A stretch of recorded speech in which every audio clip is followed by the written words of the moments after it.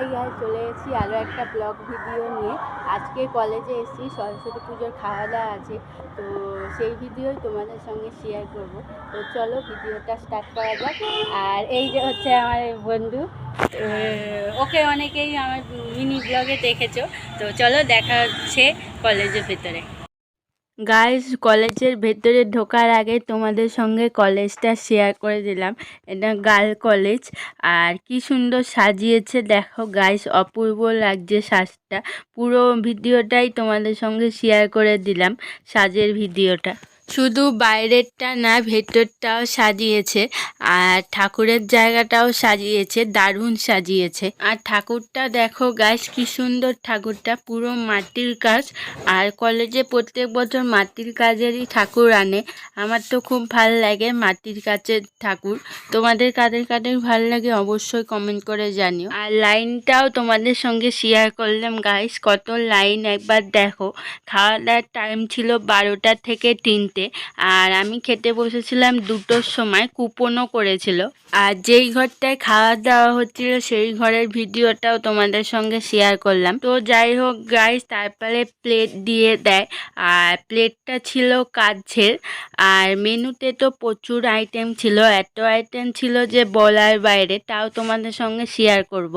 Guys, আমাকে কেমন লাগছে অবশ্যই কমেন্ট করে জানিও। তো যাই হোক গাইস, এবার কি কি মেনু ছিল সেইগুলো তোমাদের সঙ্গে শেয়ার করব।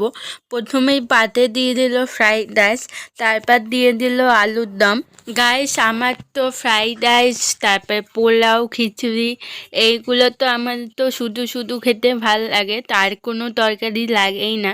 তোমাদেরও কি তাই? অবশ্যই কমেন্ট করে জানিও। আর আলুর দমটা তো দারুণ হয়েছিল খেতে, আমি তো 2বার নিয়েছিলাম। তারপর দিয়ে দিল স্যালাড, স্যালাডের মধ্যে ছিল শসা আর গাজর। তারপর দিয়ে দিল পনিরের একটা চপ। এই পনিরের চপটা যদি তোমরা কেউ নাম জেনে থাকো তাহলে অবশ্যই কমেন্ট করে জানিও। আমি নামটা ঠিক বলতে পারবো না, কারণ আমি পনির খুব একটা পছন্দ করি না, তাই নামটাও ঠিক বলতে পারবো না, কিন্তু খেতে অপূর্ব হয়েছিল। তারপরে পাতে দিয়ে দিল আমার ফেভারিট ফুলকপি রোস্ট। তোমরা কারা কারা ফুলকপি খেতে ভালোবাসো অবশ্যই কমেন্ট করে জানিও। তারপর দিয়ে দিল পনিরের একটা সাদা সাদা তরকারি। আর সবার শেষে ছিল পেঁপের চাটনি, পাঁপড়, কালো জাম আর গুড়ের সন্দেশ। আর সবার শেষে ছিল আইসক্রিম। আইসক্রিমটা আর তোমাদের সঙ্গে আর শেয়ার করতে পারলাম না, কারণ আইসক্রিমটা আমি আর খাইনি। গাইস, ভিডিওটা কেমন হয়েছে অবশ্যই জানিও।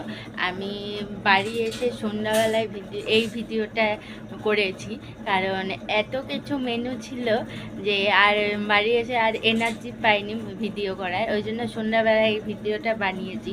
তো আজকের ব্লগটা এই পর্যন্তই। যদি ভিডিওটা ভালো লাগে তাহলে অবশ্যই লাইক করো, কমেন্ট করো, শেয়ার করো, সাবস্ক্রাইব করো।